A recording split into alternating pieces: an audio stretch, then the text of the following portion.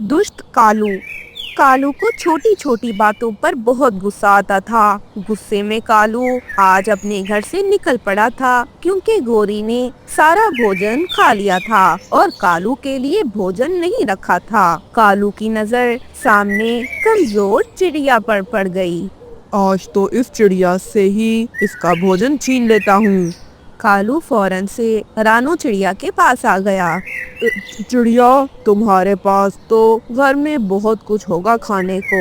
ये भोजन तुम चुपचाप मुझे दे दो। मैं किसी से नहीं डरती और मैं तुम्हें अपना भोजन क्यों दूं? और खुशी खुशी अपने घर आ गई। मम्मा, आपको क्या हुआ? आपको ये चोटें कैसी लगी?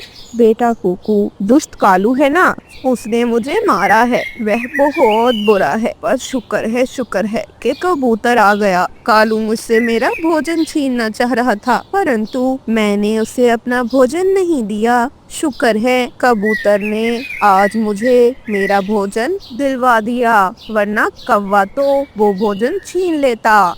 माँ, वह कौवा बहुत दुष्ट है। एक दिन उसे अपने किए की सजा जरूर मिलेगी। गोरी, आज कबूतर की जिंदगी का आखिरी दिन है। कबूतर को तो मैं मार डालूंगा। गोरी कौवे को कालू कौवे ने सारी बात बता दी। गोसा बहुत गलत हुआ है। इस सब की जिम्मेदार शायद मैं ही हूँ। मुझे मुझे कौवे को भोजन दे देना चाहिए था, तो आज कबूतर भाई जिंदा होते। तोता और रानो मिलकर एक प्लान बनाते हैं। रानो चिड़िया कालू के पास गई। मुझे पता है कबूतर के कातिल तुम ही हो। दुष्ट कौवे, मैं तुम्हें कभी माफ नहीं करूंगी। तुमने कबूतर के साथ अच्छा नहीं किया। उसका क्या दोष था जो तुमने इतना बुरा किया? मुझे तो बहुत खुशी है कि कबूतर मर गया और मैंने बहुत अच्छा किया है। और तुम पूछती हो उसका दोष क्या था? कल उसने मुझे तुमसे भोजन छीनने नहीं दिया, वही उसका दोष था। बहुत मजा आया, वह जल जल कर मरा होगा। कालू कह तो रहा था, परंतु कालू को ये नहीं पता था कि तोता उनकी वीडियो बना रहा है। ऐसे रानो और तोता मिलकर तोते महाराज को ये वीडियो दिखाते हैं। कालू तो ये खुद बात कबूल कर चुका था कि कबूतर का कातिल वही है। उसने ही घर को आग लगाई है कबूतर के। कालू कौवे को तोते महाराज के पास बुलाया गया। रानो चिड़िया और तोता भी वहीं थे। भागा भागा कबूतर भी आ गया। कबूतर रो रहा था। अरे अरे, मेरा घर किसी ने जला दिया। मैंने बहुत मेहनत से घोंसला बनाया था महाराज। अरे कबूतर भाई, आप कहाँ थे? हमें लगा आप भी मर गए थे अपने घर में। नहीं चिड़िया बहन, मैं तो अपनी बहन के घर चला गया था। अब वापस लौटा हूँ तो पता लगा कि किसी जालिम ने मुझ मासूम का घर जला दिया। अब मैं कहाँ रहूँगा? सारी बात कबूतर को पता चल गई कि कौवों ने उसके घर को जलाया है। उसके बाद तोते महाराज ने कालू को जेल में बंद कर दिया। कालू ने ये भी बता दिया कि ये आइडिया तो गोरी का था। फिर गोरी को भी जेल में बंद कर दिया गया। तोते महाराज ने कबूतर को एक सुंदर और बड़ा नया घर दे दिया। ऐसे अब कबूतर बहुत खुश था और कौवों को उनकी गलती की सजा मिल चुकी थी। दूसरी ओर अब जंगल के बाकी सब पक्षी भी खुशी थे, क्योंकि कालू अब उन्हें तंग नहीं कर सकता था। छोटी चिड़िया भी अब सुकून से रह रही थी। गर्मियों का मौसम था। जंगल में बहुत गर्मी थी।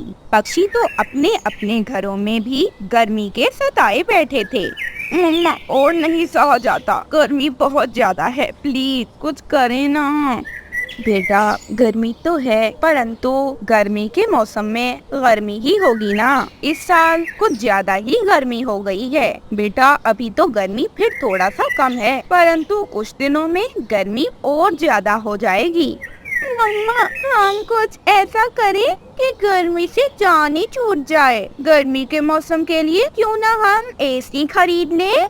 अरे मेरी प्यारी भोली बेटी, एसी इतना सस्ता थोड़ी है कि हम खरीद लें। अगर सस्ता होता तो मैं आपको एसी दिलवा देती। दूसरे ओर कौवा और उसकी पत्नी दोनों ही गर्मी के सताए बैठे थे।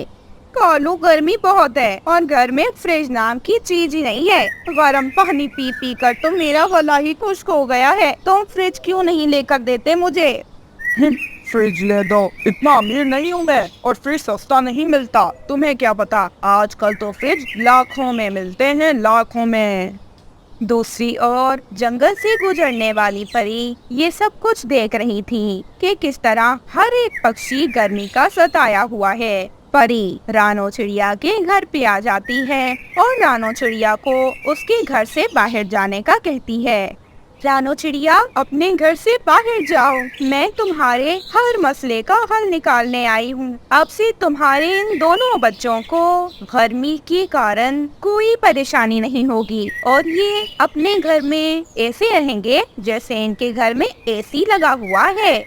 रानो चिड़िया परी के कहने पर अपने घर से बाहर जाती है। परी अपनी छड़ी, जो कि बहुत चमक रही थी, वो घुमाती है। परी की छड़ी घुमाते ही रानो चिड़िया का बर्फ का घर बन जाता है। उसका घर तो अब बहुत ठंडा था। अब तो उस घर में जरा गर्मी न लग रही थी। गुड़िया और उसकी मम्मा और उनका भाई वो घर पे आ जाते हैं। ये सब देखकर तो गुड़िया और कुकू दोनों ही नाचने लग जाते हैं। ये अब तो हमें गर्मी नहीं लगेगी। परी जी, आप बहुत अच्छी हो। Thank you, thank you. अरे परी दी, आपका बहुत बहुत धन्यवाद। आपके कारण आज मेरे बच्चे इतने खुश हैं। मैं आपको नहीं बता सकती कि मैं आपकी सहायता से कितनी खुश हुई हूँ। ऊपर वाला आपका भला करे। आप बहुत अच्छी हैं। रानो चिड़िया भी बहुत खुश थी। परी भी वहाँ से चली जाती है। अब रानो चिड़िया अपने परिवार के साथ अपने बर्फ के घर में ही रहने लगती है, परंतु उसका घर तो अब बिल्कुल भी गर्म न था। अब उसका घर बहुत ज्यादा ठंडा था, क्योंकि परी के जादू के कारण ही वो घर ऐसा हुआ था। परंतु वो घर इतना ही ठंडा था जितना पक्षी बर्दाश्त कर सके, और तो और वो घर सूरज की गर्मी के कारण पिघलता भी नहीं था। ये देखकर कि उनका घर ऐसे हो गया है जैसे उन्होंने एसी लगवाया हो, गोरी और कालू तो बहुत जलने लगते हैं। बाकी पक्षी तो उनके घर थोड़ी देर रहने आ जाते, परंतु कालू और गोरी तो उनके घर के अंदर आते हैं और उनसे लड़ाई झगड़ा करने लगते हैं और उन्हें बुरा भला कहने लगते हैं। हमेशा हमेशा ये चिड़िया इसी की परी या कोई और जादुई चीज मदद करती है। हमें तो कभी भी कोई जादुई चीज नहीं मिली। हमारी तो किस्मत ही खराब है, किस्मत। गोरी कहाँ चुप रहने वाली थी, वो भी बोल पड़ती है। भाग हो तो चिड़िया जैसा। चिड़िया तो बहुत चालाक निकली, कैसे परी से अपना घर ठंडा बर्फ का घर बनवा दिया। रानो चिड़िया भी उनकी ये सारी बातें सुन रही थी। वे कुछ भी नहीं कहती, मगर गुड़िया बोल पड़ती है। आंटी जी, किसी से झगड़ा नहीं करना चाहिए। एक तो आपको हम अपने घर में आने दे रहे हैं, आप जितनी देर चाहे हमारे घर पर रह सकती हैं। उसके बावजूद आप मेरी माँ को बातें सुना रही हैं। चल कालू, चल यहाँ से। ये तो हमें बेइज्जत कर रही है पिद्दी सी चिड़िया। इसकी जुबान तो बहुत लंबी है। और फिर ऐसे वो दोनों वहाँ से चले जाते हैं। अगले दिन जब रानो चिड़िया अपने परिवार के साथ नदी पर पानी पीने जाती है, तो गोरी और कालू उसके घर पर कब्जा करने आ जाते हैं। वे घर का दरवाजा बंद कर देते हैं, क्योंकि वे लालची पक्षी थे। इसीलिए वे चाह रहे थे कि अब उस घर पर कब्जा कर लें और वो घर हमेशा के लिए उनका हो जाए। परंतु ऐसा कुछ नहीं होता। कालू और गोरी ने जब से दरवाजा बंद किया था, तब से पूरा घर इतना ठंडा हो गया था कि उनसे बर्दाश्त ही नहीं हो रहा था। कुछ देर के अंदर ही गोरी और कालू ठंड के कारण जमने लगते हैं। कालू, गलती हो गई। ये जादुई घर तो शायद आज हमें ले डूबेगा। गोरी, जल्दी करो, दरवाजा खोलो। गोरी बड़ी मुश्किलों से दरवाजे के पास जाती है और कुंडी को खोलती है, परंतु घर अब तक बहुत ठंडा था। गोरी और कालू वहीं जम जाते हैं। ऐसे कुछ देर बाद रानो चिड़िया अपने घर पर आती है। दरवाजा खुला था और सामने कालू और गोरी जमे पड़े थे। ये देखकर तो रानो चिड़िया बहुत डर जाती है। ये क्या हो गया आपको? गर्मी का कहर। गर्मियों का मौसम था। जंगल में इतनी गर्मी हो गई थी कि पक्षियों से जंगल में रहा ही नहीं जा रहा था। अब तो जंगल का तालाब भी सूख चुका था और बारिश भी नहीं हो रही थी। मिट्ठू तोते का बेटा छोटा मिट्ठू बहुत प्यासा था। वह बैठा रो रहा था। पानी पानी, मुझे मुझे पानी चाहिए। मैं मर रहा हूँ। पापा पापा, पानी का कुछ करो, कुछ बंदोबस्त करो पापा। अरे मेरी जान, पूरे जंगल में पानी नहीं है। अब हौसला करो, मैं फिर पक्षियों से पता करता हूँ, शायद किसी के पास पानी हो। मिट्ठू तोता परेशान होकर रानो चिड़िया के घर जाता है। रानो चिड़िया का बच्चा भी रो रहा था। मम्मा मम्मा, मुझे प्यास लग रही है, कुछ करो माँ, कुछ करो। अरे रानो बहन, मेरा बच्चा बहुत प्यासा है, वो रो रहा है, उसे प्यास लगी है। क्या आपके पास पानी है? नहीं मिट्ठू भाई, मेरे पास पानी नहीं है। देखें, कुकू भी जोरों से रो रहा है। मेरे पास जो पानी था वह मैंने गुड़िया को पिला दिया। अब मुझे लगता है कि हमें इस जंगल को छोड़कर किसी और जंगल में चले जाना चाहिए, क्योंकि गर्मी बहुत ज्यादा है और हम पक्षी इतनी ज्यादा गर्मी बर्दाश्त नहीं कर सकते। अगर हम यहीं रहे तो हमारे बच्चे मर जाएंगे।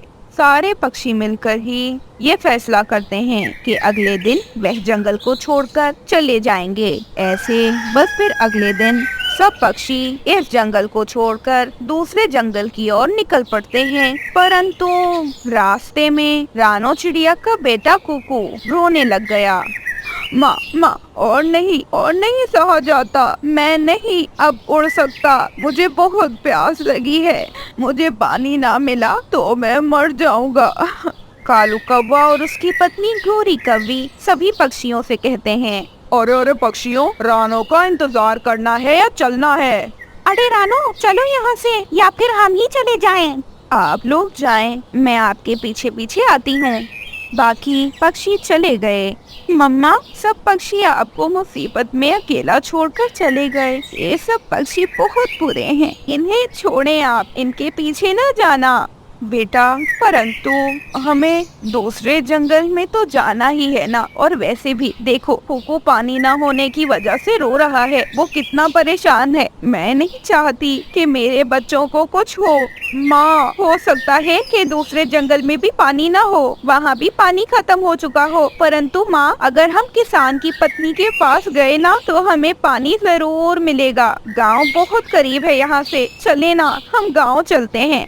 ऐसे रानो चिड़िया अपनी बेटी गुड़िया की बात मान लेती है और गांव की ओर निकल पड़ती है। रानो ने कुकू को अपने ऊपर उठा लिया था, क्योंकि कुकू अब मजीद उड़ने की हालत में न था। उसे प्यास के मारे चक्कर आ रहे थे, उसकी तबीयत अब बहुत खराब थी। अब वह गांव में पहुंच गए और किसान की पत्नी के पास गए और उसे सारी बात बताई।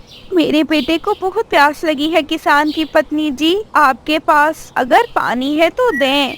हाँ, मेरे पास तो ठंडा ठंडा पानी है, मैं जल्दी से तुम्हें पानी देती हूँ। बस फिर किसान की पत्नी फ्रिज से ठंडा पानी लेती है और एक गिलास में डालकर रानो चिड़िया को दे देती है। कुकू फौरन से पानी पी लेता है। फिर ऐसे ही किसान की पत्नी रानो चिड़िया और गुड़िया को भी पानी पिलाती है।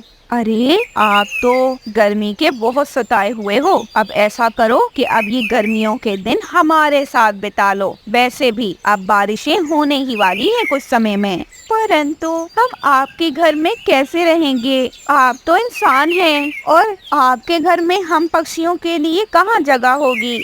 अरे, हमारे बागीचे में तुम अपना एक सुंदर सा घोंसला बना लो ना, वहाँ पर रह लोगी तुम, और तुम्हारे ये बच्चे भी वहाँ आराम से रह लेंगे। खाने की कोई टेंशन नहीं, मैं हूँ ना, मैं तुम्हें दिया करूँगी खाना। अरे, आपका बहुत बहुत धन्यवाद किसान की पत्नी जी, आप बहुत अच्छी हैं। मुश्किल समय में मेरी और मेरे बच्चों की मदद कर रही हैं। ऊपर वाला आपके ऊपर कभी मुश्किल समय न लाए। मेरे दोस्तों ने भी मेरा साथ छोड़ दिया था। अब दूसरी ओर बाकी पक्षी जिस जंगल में जाते हैं उस जंगल में भी पानी की कमी थी। आकर भागे। अब रानो तो बहुत खुश थी क्योंकि अब उसे दाना और पानी किसान की पत्नी दे देती थी। अब एक जगह बैठी तोती भी रो रही थी। अरे मेरा बच्चा, मेरे बच्चे का क्या दोष था, मेरे बच्चे को मार डाला। बड़ी गलती हुई जो उस जंगल चले गए। हाय हाय, मेरा बच्चा, मेरे जग्गू को मार डाला। मेरे मेरे दिल का टोटा, मेरा मासूम बच्चा, उस जालिम चील को मैं कभी माफ नहीं करूंगी। ऐसे इधर उधर होते होते पक्षी भी किसान की पत्नी के पास आ गए। सभी पक्षी रानू चिड़िया को वहाँ देखकर बहुत हैरान होते हैं। किसान की पत्नी और रानू मिलकर सारी बात पक्षियों को बताते हैं। ऐसे बाकी पक्षी भी अब रानू के साथ ही वहाँ अपने अपने घोंसले बना लेते हैं। रानू को इस बात का बहुत दुख होता है कि तोती और कौवा अपने बच्चे को गवा चुके हैं। अब वह गर्मियों के दिन किसान की पत्नी के साथ ही गुजारते हैं। तो दोस्तों, कैसी लगी आपको ये कहानी? अगर आपको ये कहानी अच्छी लगी तो इसे लाइक कर दें, और अगर अब तक आपने हमारे चैनल को सब्सक्राइब नहीं किया तो फिर जल्दी से कर। घमंड की सजा। आम का पेड़ और जामुन का पेड़ बिल्कुल आसपास ही थे। दोनों पेड़ बहुत हरे भरे थे और उन पर फल भी लगने ही वाले थे। पहले तो आम का पेड़ जामुन के पेड़ से बहुत अच्छा व्यवहार करता था, परंतु जब जामुन के पेड़ पर फल नहीं आया था तब आम के पेड़ पर फल लग चुके थे। अब आम का पेड़ बहुत ज्यादा सुंदर लग रहा था और उसके आम तो बहुत मीठे थे। आम का पेड़ अब बहुत ज्यादा घमंडी हो चुका था। एक दिन आम का पेड़ जामुन के पेड़ से कहता है, जामुन जामुन, देख रहे हो ना, मैं कितना सुंदर हो गया हूँ। तुम नहीं हो मेरी तरह सुंदर। किसी पक्षी या इंसान को जामुन इतने ज्यादा पसंद नहीं होंगे जितने आम पसंद होते हैं, क्योंकि आम बहुत ज्यादा स्वादिष्ट होते हैं। तुम देखना, सब पक्षी मुझे खाएंगे, तुम्हें कोई नहीं खाएगा। हा, मैं तो ये भूल ही गया कि तुम्हारे तो अभी तक जामुन लगे ही नहीं, तो कोई तुम्हारा फल कैसे खाएगा। घमंड न कर दोस्त, मैं भी एक दिन तेरी तरह फल फूल जाऊंगा। ऐसे कालू कौवा भी आम के पेड़ के पास आ जाता है। वह आम के पेड़ से आम तोड़ने लगता है कि आम का पेड़ कहता है, अरे कौवे, पहले बता कि जामुन अच्छे होते हैं या आम? अरे आम अच्छे होते हैं भाई जी। क्या अब मैं आम खा लूं पेट जी? जामुन, अब तू देख ये कौवा तेरी कैसे बुराइयां करेगा। कालू, अगर तू मेरे आम खाना चाहता है ना तो पहले इस जामुन के पेड़ की बुराइयां कर। मुझे ये जरा अच्छा नहीं लगता। जब कोई इसे बुरा भला कहता है तो मुझे बहुत खुशी होती है। ओह, मुझे कौन सा अच्छा लगता है आम के पेड़ जी? ये तो बहुत बेकार है। इस पर तो अभी तक फल भी नहीं आए। कितने दिन हो गए हैं, अब तक तो इस पे फल आ जाने चाहिए थे। आप देखो कितने सुंदर हो, आपकी तो शान ऊंची। जामुन का पेड़ तो रोने लगता है। एक दिन आएगा, एक दिन ऐसा भी आएगा जब मैं फल फूल जाऊंगा। मेरा मजाक न उड़ाए। हा, ऐसा नहीं होगा, कभी नहीं होगा। तो मुझे देखकर जलता रहेगा जामुन के पेड़। कुछ दिन गुजर जाते हैं और जामुन का पेड़ अब बहुत ज्यादा दुखी रहने लगा था। इसी कारण अब तो वो सूखने भी लगा था और आम का पेड़ हमेशा उसका मजाक बनाता रहता। एक दिन सुंदर परी वहाँ से गुजर रही होती है कि उसकी नजर आम के और जामुन के पेड़ पर पड़ती है। वो उनके पास आ जाती है। जामुन के पेड़, तुम दुखी क्यों हो? क्या हुआ है? आम का पेड़ तो बहुत ज्यादा खुश दिख रहा है और तुम्हारे तो फल भी नहीं आए। आम के पेड़ पर तो आम लग भी गए हैं। मेरे ऊपर कोई फल नहीं है। मैं बेकार हूँ। मेरी जिंदगी का कोई फायदा नहीं। आम का पेड़ ठीक ही कहता है परी जी। मेरे ख्याल से आप लोग मुझे काट ही दो। अरे तुम आम खाओ, आम। मेरे आम बहुत स्वादिष्ट हैं। इस बेकार से जामुन के पेड़ से बात न करो। वरना तुम्हें मैं अपने फल नहीं दूंगा। मुझे इस पेड़ से नफरत है, मुझे ये बहुत बुरा लगता है। तुम घमंडी हो और घमंडी पेड़ मुझे जरा पसंद नहीं।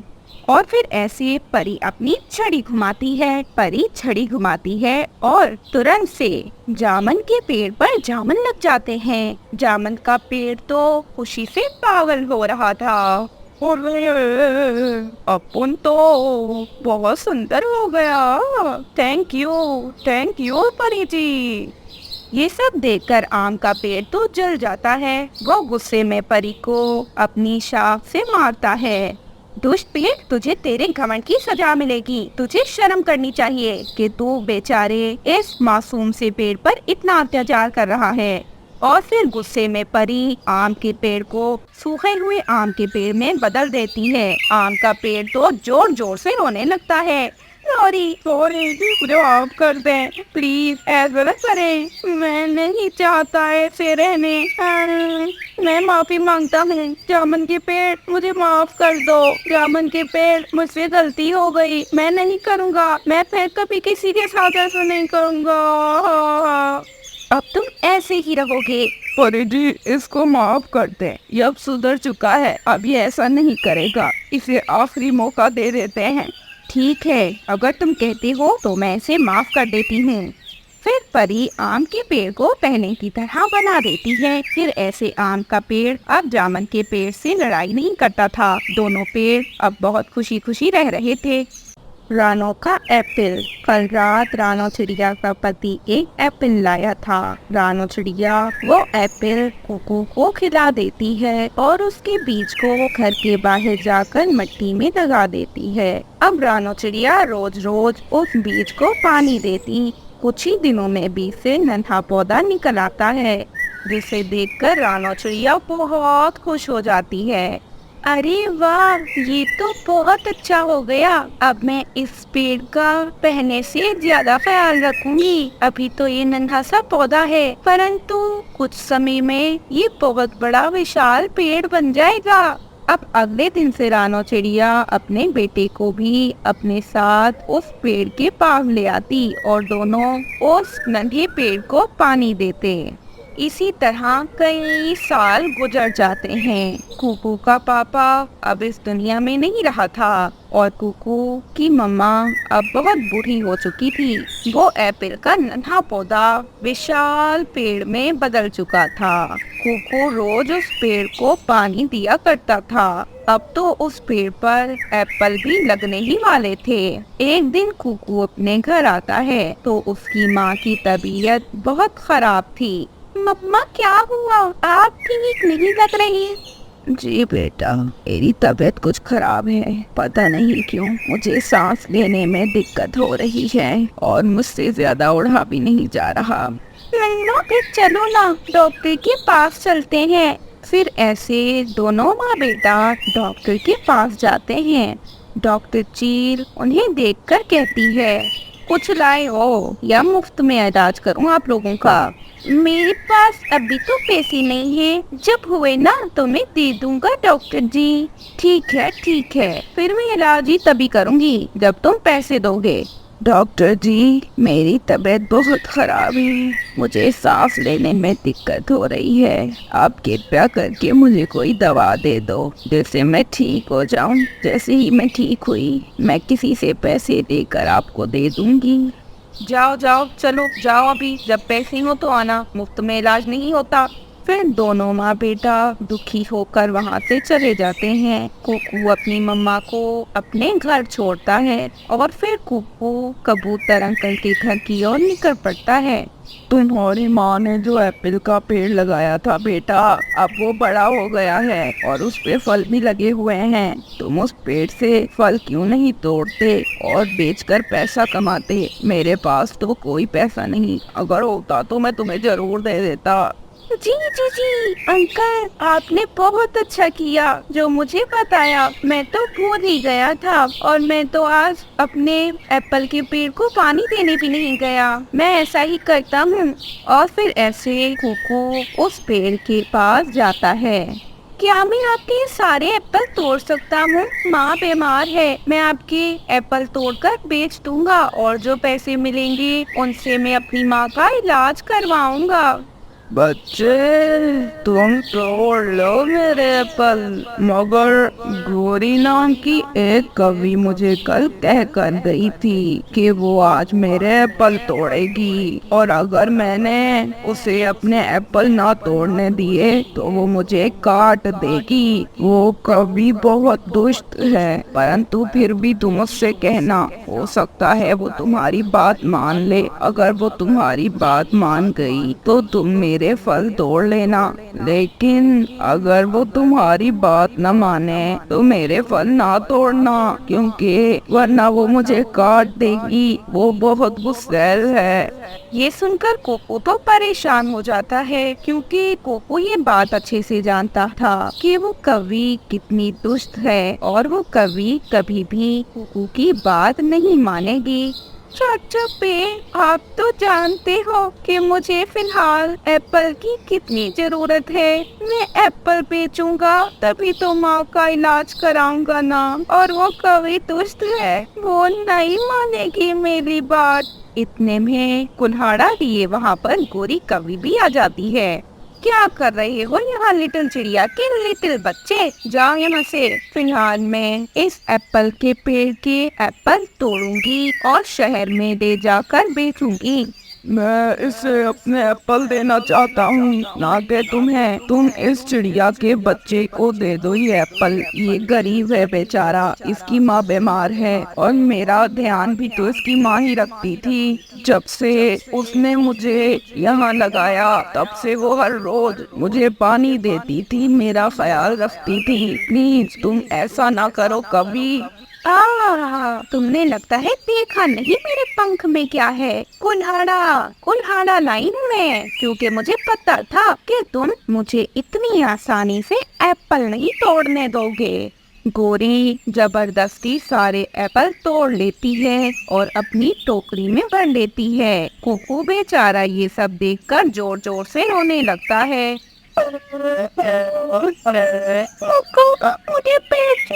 मुझे पैसे चाहिए अपनी माँ के इलाज के लिए। गोरी आंटी प्लीज मुझे ये एप्पल दे दे, मैं ये एप्पल बेच के अपनी माँ का इलाज करवा लूंगा। मेरी माँ की तबीयत बहुत खराब है, उनसे तो ज्यादा और नहीं हो रहा। कोको को रोता देख पेड़ बहुत ज्यादा गुस्से में आ जाता है और वो गोरी कवि के सर में अपनी बड़ी शाख मारता है। गोरी तो फौरन से डर जाती है, उसे तो चोट भी आ गई थी। एप्पल का पेड़ गोरी को अपनी बड़ी शाख से लपेट लेता है और कुकू को वो सारे एप्पल्स दे देता है। कुकू बहुत खुश होता है और पेड़ का धन्यवाद करता है। थैंक यू, आपने मेरी बहुत मदद की। ये कभी दुष्ट है पेड़ जी, मैं आपको रोज इसी तरह से पानी देता रहूंगा जैसे मैं पहले दिया करता था। आप बहुत अच्छी हो, अगर आप ना होते तो क्या होता। Thank you. ऐसा कहते हुए कोको वो सारे एप्पल अपने साथ ले जाता है। गोरी तो चिल्लाती रह जाती है। कोको वो एप्पल बेचकर अपनी माँ को डॉक्टर के पास ले जाता है और उसे पैसे देता है और अपनी माँ का इलाज करवाता है। डॉक्टर रानो चिड़िया को दवा देती है और रानो कुछ देर में ही स्वस्थ हो जाती है।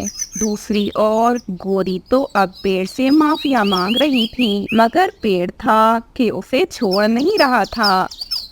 तो दोस्तों, कैसी लगी आपको हमारी आज की ये कहानी? हमें कमेंट करके जरूर बताइएगा। अगर आपको हमारी ये स्टोरी अच्छी लगी तो प्लीज हमारी स्टोरी को लाइक कर दें और चैनल को सब्सक्राइब करना बिल्कुल ना भूलिएगा। आपका बहुत बहुत धन्यवाद। रानो चिड़िया के 2 बच्चे थे। रानो अपने बच्चों के साथ खुशी खुशी अपनी जिंदगी व्यतीत कर रही थी। एक दिन रात के समय रानो के दरवाजे पर जोरों से दस्तक होने लगी। जब रानो ने दरवाजा खोलकर देखा तो सामने एक सोने की मुर्गी थी। रानो उसे देखकर बहुत हैरान हो गई। अरे ये मुर्गी तो बिल्कुल सोने की लग रही है।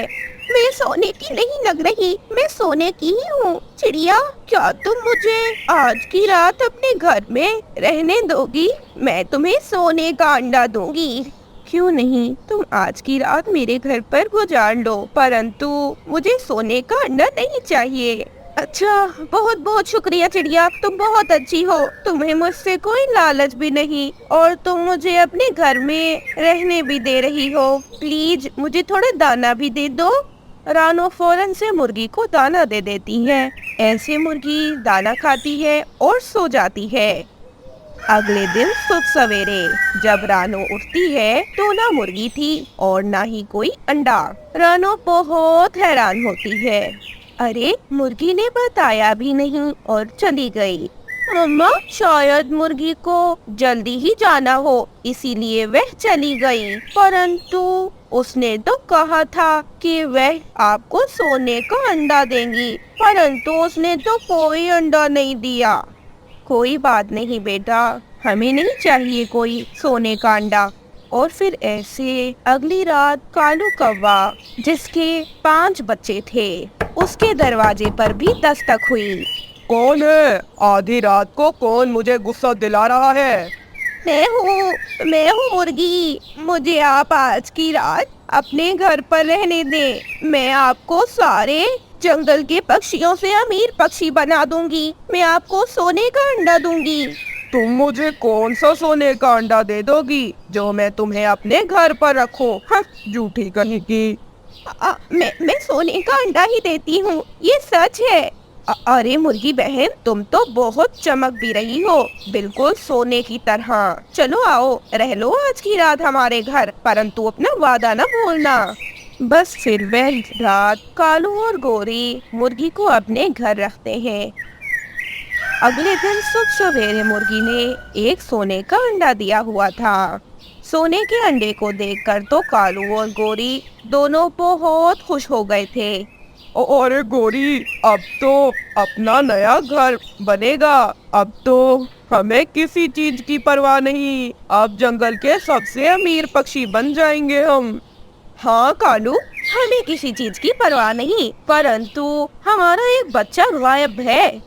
इधर ही किधर खेल रहा होगा या फिर कहीं दोस्तों में चला गया होगा बाहर। तुम परेशान ना हो।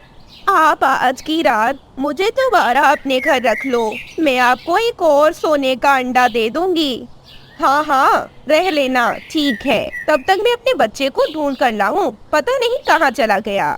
ऐसे वह अगले दिन भी मुर्गी को अपने घर रखते हैं। गोरी को उसका बच्चा बाहर कहीं नहीं मिला था, वह परेशान ही घर लौट आई थी। फिर गोरी को लगा था कि शायद उसका बच्चा बड़ा है, इसलिए वह अपनी नानों वाले जंगल चला गया।